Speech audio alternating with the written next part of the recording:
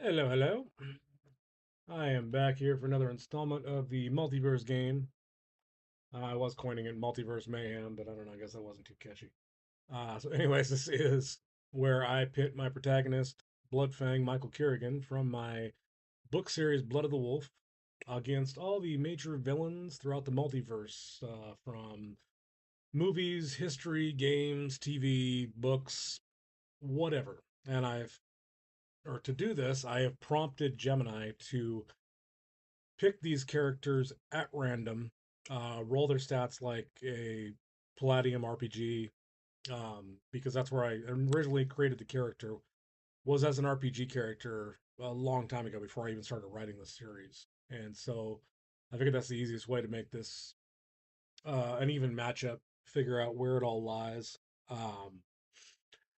And so, you know, Gemini does all that work, all the rolls, and its job is to basically nerd out with me and kind of argue on behalf of the villain, and then I have to tell it how I would respond, how I would react to their attacks, or how I would defend, whichever the case may be, and either defeat them, come to a stalemate, um, or die gloriously. Um, and I have to do all of this on a clock because the whole premise behind it is that it is based on a chaos rift that keeps spitting my character out into random universes, and he never knows where he's going to land, or what situation he's going to be in. So could be interesting. There's been 3 episodes before this. We're on our fourth, so I guess without further ado, let's begin and see where we get dumped out at.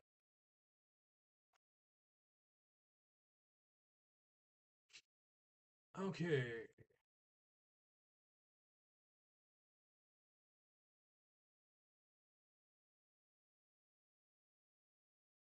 All right. So um, make sure this is all correct. Yep, I think so. Yes, yes, yes. Okay. Don't need that. Okay, so the Chaos Rift violently fractures reality, tearing Michael Kerrigan out of the localized void and slamming him foot first onto cold, jagged alloy plating. The air is thin, sub zero, and carries the distinct ozone stench of scorched atmosphere. Kerrigan stands amidst the ruined, suspended spires of asteroid M, drifting silently in low Earth orbit. The Earth looms massive and blue below. But between Kerrigan and the star-filled cosmos stands a solitary figure hovering silently in the void. Draped in a crimson mantle, arms crossed, face shadowed behind a iconic purple and red helmet. Eric Lencher, Magneto, is out in space. Okay. The master of magnetism. All right. This can be interesting. Palladium stat sheet, Magneto, Omega level mutant, alignment aberrant, noble, principled, ruthless for his cause. IQ 24, genius engineer, strategist, geneticist. ME 35, absolute iron willpower. Mental affinity 28, terrifying presence 90%, trust, intimidate. Physical strength 14, standard human physically. Note can apply magnetic kinematics to grant equivalent superhuman physical strength 50 to metallic objects or magnetic force constructs. Physical prowess of 18, physical endurance 22, physical beauty 15, speed 12, base physical, flight speed Mach 5, riding geomagnetic lines, hit points base SDC, 185 SDC, 82 hit points, purely human meat inside. MDC barrier, personal electromagnetic force field, 4500 MDC. Field properties regulates environmental hazards, nukes, vacuum, deep space, takes full damage from magic and psionics, unless supplemented by raw ME willpower save rolls. Attacks per melee 9, initiative plus 9, strike plus 8, parry plus 10, dodge plus 9. Bonuses plus 8 versus mind control psionics standard, immune to direct telepathic invasion. Okay, that's one of the things I was wondering whether or not it was going to include his block from mind attacks because of the helmet. While wearing his helmet, telepathic immunity. Okay. Special abilities and tactics. Absolute metal and molecular ferrokinesis can manipulate, tear, compress, or instantly shape all ferrous and non ferrous metals. Warning for Kerrigan. Divine nanotech armor and rune katana are metal based structures subject to magnetic torque. Organic iron manipulation can manipulate trace metals within living blood flow to induce localized strokes, cardiac arrest, or motor function paralysis. Requires high ME versus ME save. Electromagnetic pulse EMP can discharge planetary level localized EMP blasts to fry unshielded tech and disrupt electrical neural pathways. Geomagnetic shielding recharges 100 MDC to his force field per round by pulling power directly from planetary magnetic fields. Opening exchange and Magneto's tactical path to victory. Magneto's geomagnetic sight instantly scans Kerrigan as he materializes. He sees three distinct threats: a hyperdense biological apex predator, a dense web of psychic mystical energy, and an exquisite, highly advanced divine nanotech armor coupled with a high density rune katana on his hip. It's on his back, but we'll go with it. Magneto doesn't waste time exchanging pleasantries.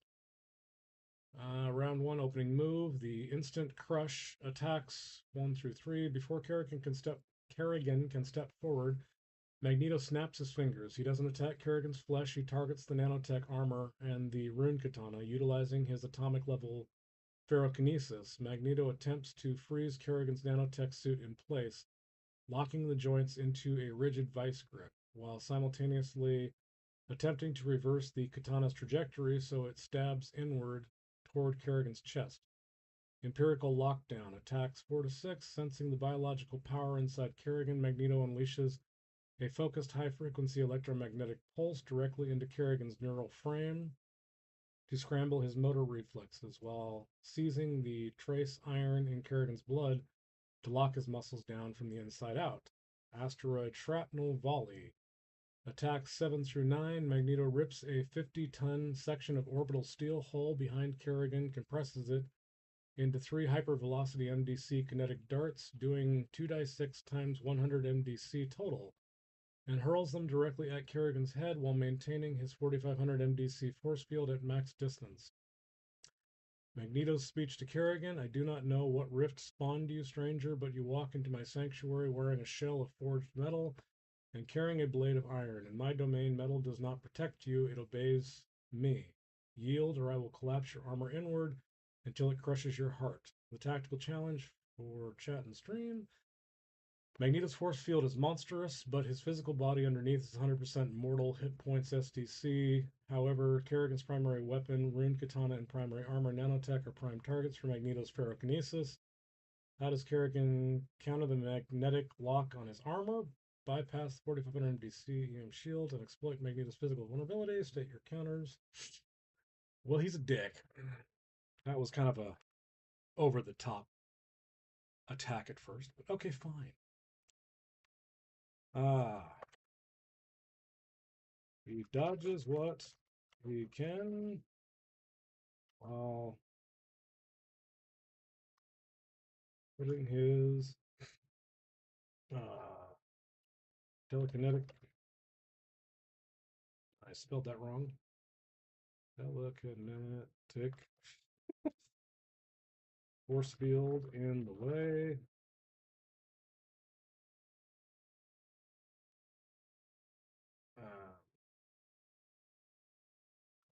He should be able to withstand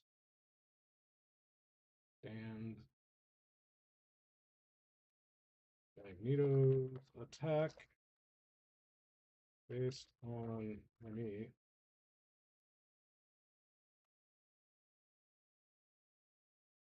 And just because he has been bounced around the cosmos and is not entertained by this display of power, he uses bio manipulation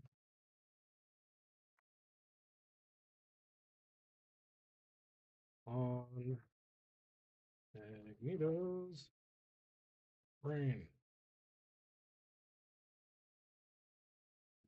Gives him an aneurysm.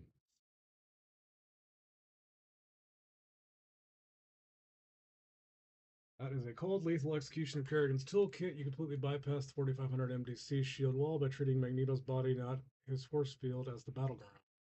Here's how the mechanics and tactics resolve for round 1 counter and round 2. Excuse me. Mechanics resolution, counter 1, round 1 counter. The armor and katana lock. Magneto tries to seize the divine nanotech and ruin katana, but Kerrigan's ME of 33 gives him an outrageous save threshold versus psionic willpower based manipulation, plus 11 versus psionics, plus 13 versus insanity will test. Paired with his telekinetic force field, Kerrigan snaps an absolute barrier into existence between himself and Magneto's magnetic vector lines. The force field absorbs the kinetic darts harmlessly. The EMP and iron blood lock. Magneto tries to manipulate the iron in Kerrigan's blood, but Kerrigan's physical endurance of 39 plus 10 versus toxins, poisons, internal biological mastery, and scrupulous god patriarch physiology laugh at the trace iron manipulation. The counterstrike biomanipulation aneurysm. Magneto's iconic helmet protects him from telepathic invasion, mind reading, and mental control, but biomanipulation is a physical tissue level psionic attack. It directly targets the biological nervous system and vascular tissue. Because biomanipulation bypasses physical armor and force fields targeting the organism itself, it goes straight past Magneto's 4500 MDC shield. Magneto rolls to save versus psionics, needing a high roll, but Kerrigan's raw ISP output overpowers Eric's ME save. The climax, Magneto's brain blows.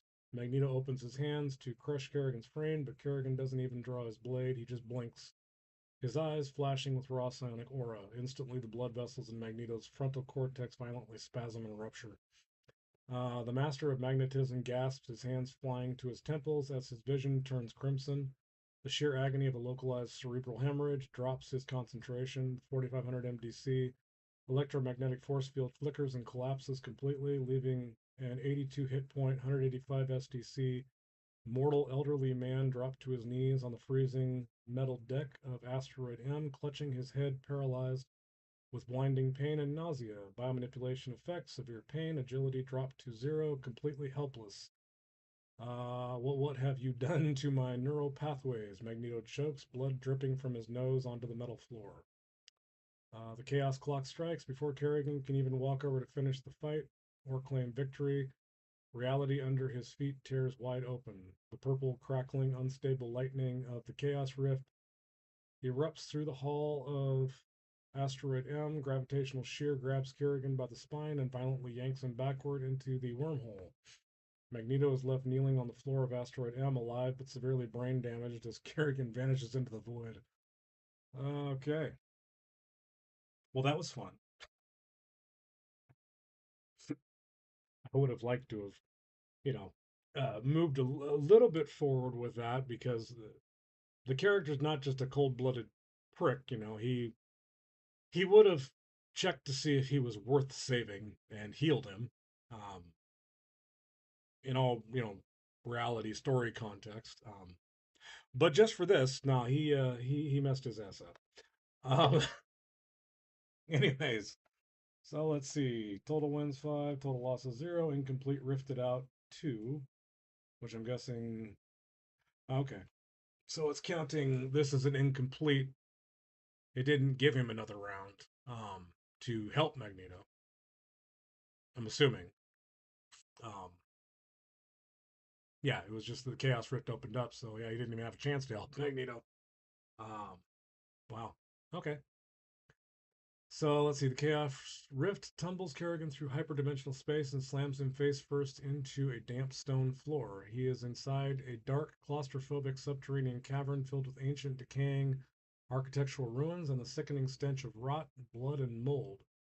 Dripping water echoes in the darkness. Standing in the center of the chamber, illuminated by a pale blue luminescence, is a towering, grotesque abomination of dark fantasy. Ludwig, the Holy Blade, Bloodborne, from Software. Okay. Once the noble leader of the Healing Church Hunters, he is now an agonizingly mutated horse like beast covered in extra eyes, screaming mouths, and blood soaked fur. As Kerrigan stands up, the beast unleashes a deafening, terrifying screech. Horror factor 17. Halfway through his screech, a moment of tragic clarity hits the monster. He reaches down into the gore and pulls out a massive, glowing blue greatsword, the Holy Moonlight Sword. Okay. Palladium. Stat sheet. Ludwig the Accursed. Holy Blade. Alignment diabolic. Beast form unprincipled when holding the Holy Moonlight Sword. Um, IQ 6. Feral Beast Phase 1. 14. Holy Blade Phase 2. ME 18. Mental Affinity 6. Physical Strength 52. Supernatural Physical Strength. Deals full MDC on physical strikes. Physical prowess 22, physical endurance 30, physical beauty 2, horrific mutated monstrosity, speed 45, aggressive leap, frantic charge, erratic leaps, hit points MDC 3800 MDC, massive flesh and bone cosmic beast pool, attacks per melee 10, initiative plus 8, strikes plus 9, parry plus 8, dodge plus 7, horror factor 17, force a save versus horror factor immediately upon start. Special weapon and attacks, the Holy Moonlight Sword, melee damage, 2d4 times 10 MDC per slash plus supernatural physical strength bonus. Arcane Moonlight Beams can launch ranged waves of arc-shaped moonlight energy, 1d6 times 10 MDC each 300 feet range. Moonlight Explosion can slam the sword into the ground, causing a localized 30-foot radius. Arcane Explosion doing 3d6 times 10 MDC, bypasses non-magical kinetic dampening. Okay. Beastly Flail and Venom Spray spits a torrent of corrosive, pressurized beast blood, acid in a 40-foot cone, 1d4 times 10 MDC per round to armor. Ceiling Drop can leap 50 feet into the dark cavern ceiling, hang out of sight, and drop down on top of Kerrigan for double body block impact damage. Okay. Round one, Ludwig's opening assault. Ludwig opens with absolute unhinged ferocity. Horror factor 17. Ludwig admits his iconic ear-piercing shrieking roar, testing Kerrigan's composure. Arcane Moonlight slash volley attacks 1 through 4. Ludwig swings the giant Holy Moonlight Sword in a 3-hit combo, sending 3 glowing, slicing waves of pure arcane energy straight at Kerrigan's torso. Beast Trample and Slam attacks 5 through 10. Ludwig gallops forward on all 6 mutated limbs, attempting to slam his 3-ton supernatural weight straight into Kerrigan's Kerrigan driving the point of the Moonlight Sword down into the stone floor to detonate the Moonlight Explosion right under Kerrigan's feet. Ludwig's Screech Phase 2 Clarity. Ah, you were at my side all along, my true mentor, my guiding moonlight, he roars and slashes the glowing blade down. The tactical setup for Kerrigan, Ludwig has 3,800 MDC of raw biological flesh, but unlike Magneto, he has supernatural strength and deals arcane magic damage, which bypasses Kerrigan's kinetic dampening. Kerrigan's Scythe Sword bypasses through armor to hit points directly, but does a mutated. Oh, okay. But does a mutated Eldritch beast like Ludwig have a standard hit point bar, or is his MDC his full health pool? Okay. I don't know why you're asking me. Kerrigan is trapped in a tight underground cavern. How do you counter Ludwig's arcane opening salvo? Okay. Uh, well, horror doesn't affect him easily because he was created to fight demons from the realm of chaos. Uh, although Ludwig is looking pretty close.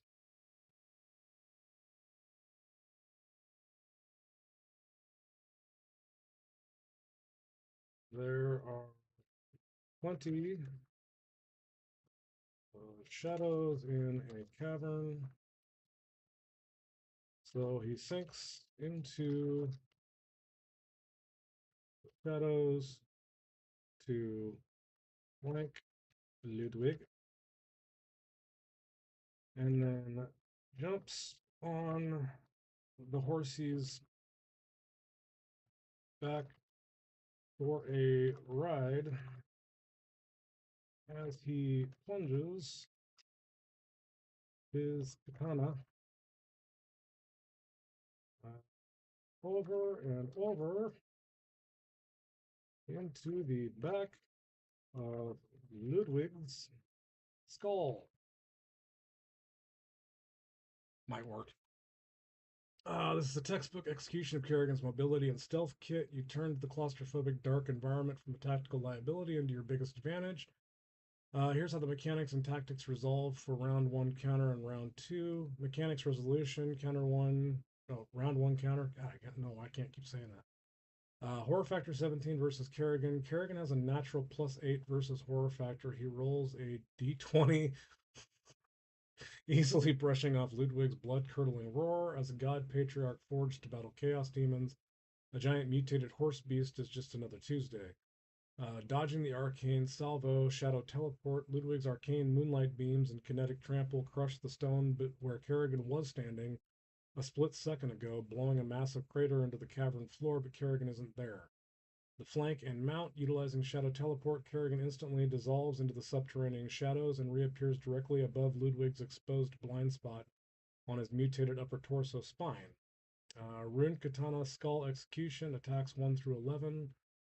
Kerrigan mounts Ludwig's back, driving his claws, boots into the beast's mutated hide for leverage. He draws his indestructible rune katana because it is a master rune weapon. It inflicts massive magical MDC directly to magical supernatural creatures. Kerrigan spends his full action economy 11 attacks, conducting a brutal rapid fire jackhammer assault straight down the back of Ludwig's skull. Damage calculation base katana MDC plus Kerrigan's +69 supernatural physical strength, damage bonus, plus criticals on 18 through 20. Kerrigan carves through roughly 1800 MDC in a single melee round, shattering Ludwig's parietal bone and exposed brain tissue. Okay. Let's see. Ludwig's agony and counter system. Round two. Ludwig screeches in horrific, agonizing pain as golden blue blood and eldritch fluid spray across the cavern ceiling. His brainstem is being hacked to pieces by an indestructible rune blade. Desperate to dislodge the apex predator on his back, Ludwig drops the holy moonlight sword and goes into a violent self destructive panic. Ceiling slam. Attacks 1 through 4. Ludwig leaps 50 feet straight up, turning upside down to violently crush Kerrigan between his 3-ton body and the solid granite cavern ceiling. Turning upside down. Anyways, whatever. Corrosive blood spray. Attacks 5 through 7. The extra mouths and eyes on Ludwig's neck erupt, spraying a 360-degree torrent of pressurized acidic beast blood directly onto Kerrigan's face and armor. Arcane ground 0. Attacks 8 through 10. Ludwig reaches back with his oversized mutated claw to grab Kerrigan by the throat while channeling a raw moonlight explosion centered directly on his own neck head to force Kerrigan off. Okay. Huh. I think he's pissed. All right. Well, the kinetic force field and armor can take his spray. He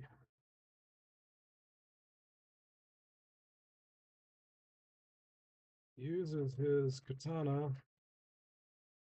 to cut off Ludwig's Beast Arm.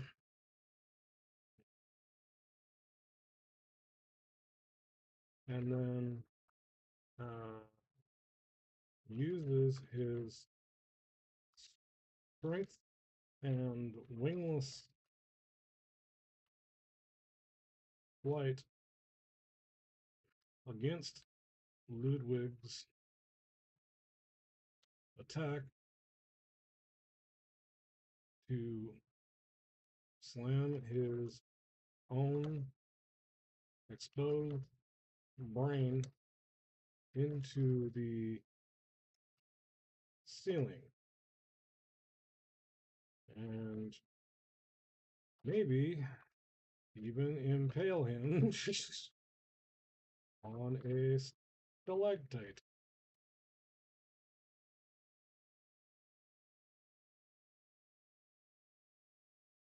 Okay, that is a brutal masterclass counter. You didn't just defend against his ceiling slam, you hijacked his own momentum, inverted the vector using wingless flight 480 miles per hour and supernatural physical strength 71, and turned the environment into an execution chamber. Here's how the mechanics and tactics resolve for the final exchange. Mechanics resolution in the execution, absorbing the spray and arcane detonation, Kerrigan snaps his telekinetic force field in place, while his divine nanotech armor easily resists the acidic beast blood. The force field absorbs the worst of the moonlight explosion, taking minimal impact. Amputating the beast arm, as Ludwig's mutated claw reaches back to grab Kerrigan's throat, Kerrigan whips the indestructible rune katana in a blinding arc. With plus 69 physical damage bonus, the rune blade severs Ludwig's massive arm at the shoulder joint in a single clean sweep. Eldritch blood sprays across the cavern walls. Flight counter, vector, and stalactite impalement.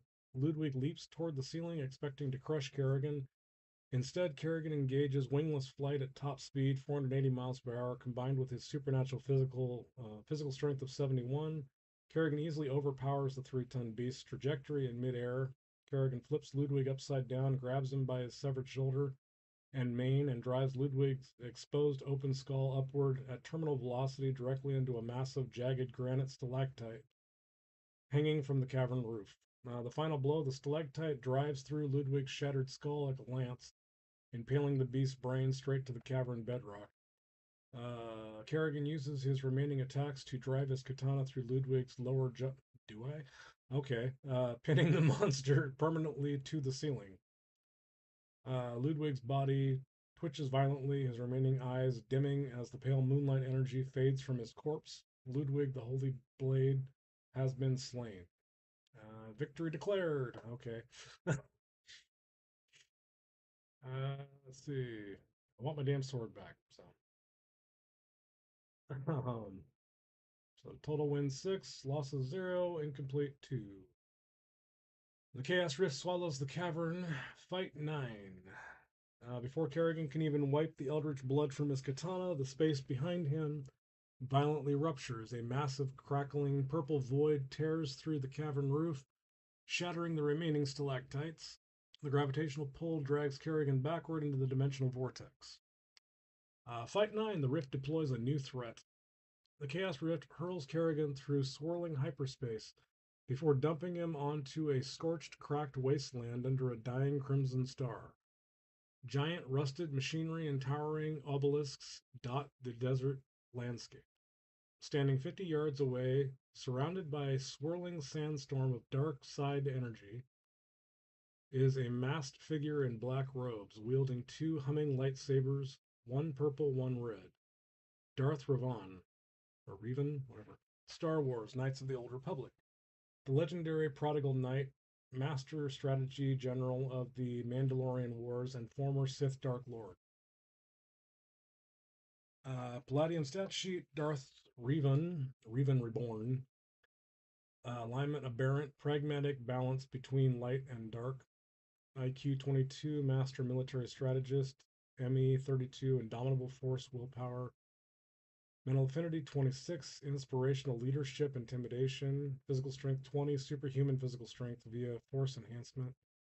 Physical prowess 28, exceptional reflexes and lightsaber precision. Physical endurance 24, physical beauty 14. Speed 40, force speed enabled. Hit points MDC 350, SDC 2200 MDC. Force armor and energy shielding. Attacks per melee 10. Initiative plus 11. Strike plus 10. Parry plus 12. Dodge plus 11. Bonuses plus 10 versus psionics, mind control, precognition via foresight, plus 3 to all combat rolls included. Special abilities and weapons.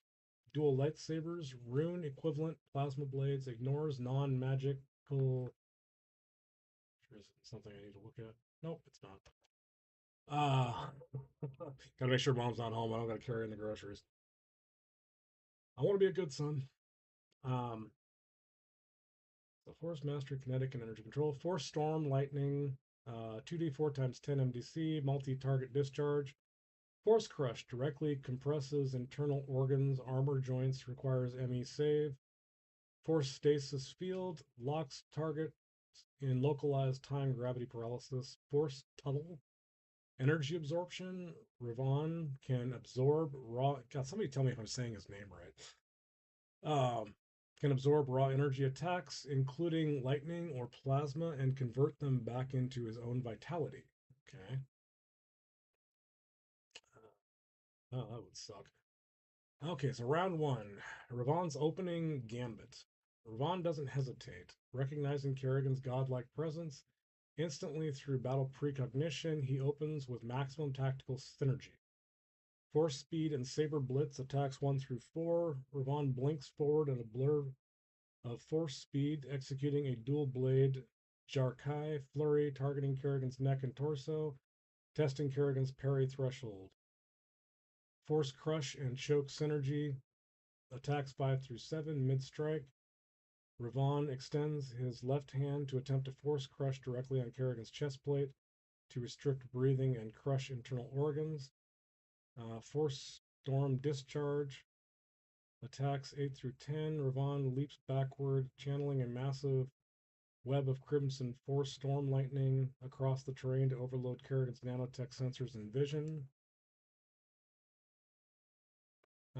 Darth Revan's statement: I have fought gods, emperors, and armies across the galaxy. You carry immense power, stranger, but power without discipline is nothing. You're about to see discipline. Show me if your battle will matches your aura. The tactical setup for Kerrigan: Revan has precognition, foresight, making him extremely difficult to surprise with stealth or teleportation. His lightsabers bypass standard physical armor, and he can absorb redirect energy like Call Lightning. Revan's Force Crush targets internal organs, armor, structure directly. How does Kerrigan break through Revan's Force precognition and dual lightsaber defense? Okay. Let's see here. Using his martial arts mastery, which includes Bushido. Uh, Parry, Revan's strikes. He puts his telekinetic. What the fuck? Telekinetic force field in the way.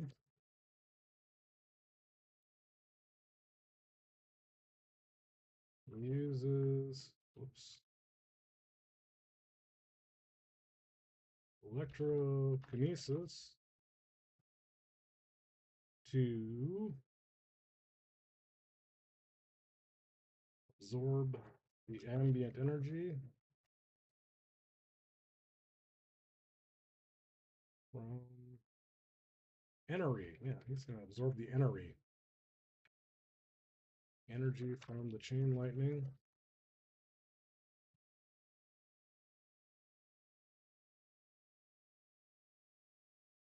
And for good measure, he gives him a power punch to the skull. to ring his bell and make him think twice.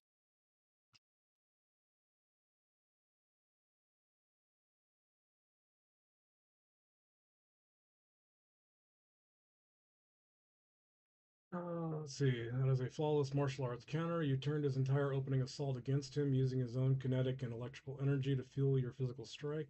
Here's how the mechanics and tactics resolve for round one counter and round two. Mechanics resolution, round one counter. Pairing the Jarkai lightsaber blitz, Kerrigan's Bushido mastery and parry of plus 12 match Ravan's plus 12 parry strike.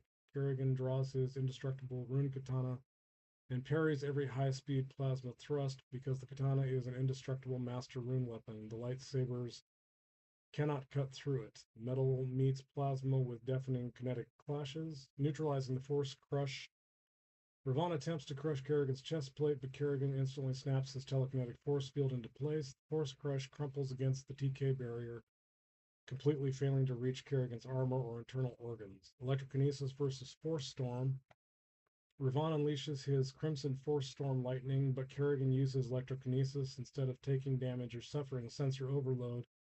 Kerrigan safely grounds, absorbs, and redirects the electrical current, converting the ambient high voltage energy into raw psionic momentum. The counter-strike, supernatural power punch to the skull. While Ravan is still channeling electricity, Kerrigan steps inside Ravan's guard. Kerrigan delivers a devastating supernatural power punch straight to Ravan's iconic Mandalorian-style helmet. Damage calculation. Power punch counts as two attacks, dealing double supernatural physical strength damage plus Kerrigan's massive plus 69 physical strength bonus. Kerrigan inflicts roughly 300 MDC in a single shatter punch. The sheer impact shatters Ravan's force shielding, cracks his helmet, and sends Ravan flying 40 feet backward through the scorched desert sand, severely concussed and disoriented. Ravan's recovery and tactical adaptation. Ravan skids across the red dirt, his helmet cracked and sparking, blood dripping from his lip inside the visor. His force precognition warned him of a blow, but it didn't predict the sheer supernatural physical 71 kinetic horsepower behind it. Realizing close quarters melee against a physical god is suicide, Ravan changes tactics to exploit the environment and Kerrigan's momentum. Force stasis field. Attacks 1 through 3. Ravan extends both hands, attempting to envelop Kerrigan in an absolute force stasis field to freeze his molecular motion and localize gravity for a full melee round. Requires ME versus ME save versus Kerrigan's 33 ME. Telekinetic Obelisk Avalanche. Attacks 4 through 7. Ravan uses his high level force telekinesis to rip three 40-ton ancient stone obelisks out of the desert floor, hurling them at Mach 2 straight at Kerrigan while he is targeted by the stasis field. Force Tuttle Energy Drain. Attacks 8 through 10. Ravan adopts a defensive 2 to menace posture, preparing to absorb any incoming ranged magic or psionic blast. Kerrigan throws at him to heal his shattered MDC shielding and head trauma. Darth Revan through a cracked static-filled visor. Impressive strength, but raw force is a vector, and vectors can be redirected. Let us see how your mind holds against the absolute stillness of the force. Okay, let's see. The tactical challenge for Kerrigan. Revan is attempting to lock you in a stasis field while raining 40-ton kinetic obelisks on your head. Revan is holding a defensive 2 to menace stance, ready to absorb ranged energy magic to heal himself. Okay. Faye versus the stasis field as he flies at Revan. He uses telekinesis to yank Revan in the way of his obelisks, and then yanks him back for a sword impalement. That did not come out right. Employment. Impalement.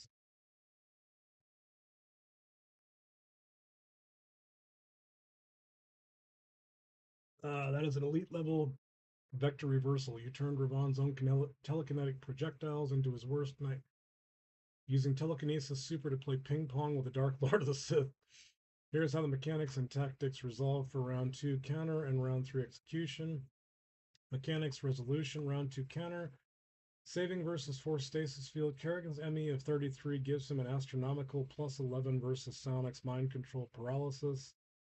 Ravan attempts to freeze Kerrigan's gravity, but Kerrigan's sheer mental willpower and divine god physique break through the force stasis like tissue paper. Flight vector plus TK reversal, attacks 1 through 4. Kerrigan engages wingless flight 480 straight at Ravan. As the three 40-ton obelisks come hurtling through the air at Mach 2, Kerrigan reaches out with super telekinesis. Instead of deflecting the stones, Kerrigan grabs Ravan, the human shield and impalement combo. Kerrigan violently yanks Ravan straight into the trajectory of his own 40-ton Mach 2 obelisk. Ravan takes the full 2d6 times 100 MDC kinetic impact from his own rock avalanche, completely shattering the remainder of his force shields and breaking bones. Before Ravan can even hit the dirt, Kerrigan uses super telekinesis to snap Ravan back toward him like a yo-yo. Kerrigan thrusts his indestructible rune katana forward at maximum speed. The blade pierces straight through Ravan's armored chest plate, exiting out his back. Call lightning trigger. I didn't even say that. That's just brutal. To ensure the finish, Kerrigan activates the rune katana's innate call lightning spell inside Ravan's chest cavity, sending millions of volts of holy magical lightning tearing through Ravan's vital organs from the inside out. It's even more brutal than I was being. Ravan gasps, his dual lightsabers slipping from his fingers and deactivating into the sand. He coughs blood onto Kerrigan's shoulder, looking up through his cracked visor. A master stroke. You do not just fight, you command the tide of battle. Ravan slumps forward, completely defeated and unconscious on Kerrigan's rune blade. Victory declared. Okay. Damn. And I guess we'll end that here. 3 fights in. I don't know, maybe as this starts picking up momentum and we get more conversation in the chat, I'll start going past 3 fights, but I think it usually puts us at about an hour mark. So, anyways, check out the description below. It's got links to the only 3 books currently in the series. I'll be writing more here soon. And then also it's got links to my TikTok and Instagram where you can keep up with me there. So yeah, comment, like, share with your friends, hit the notification bell so you get updated whenever I go live again. And yeah, I'll talk to you soon. All right.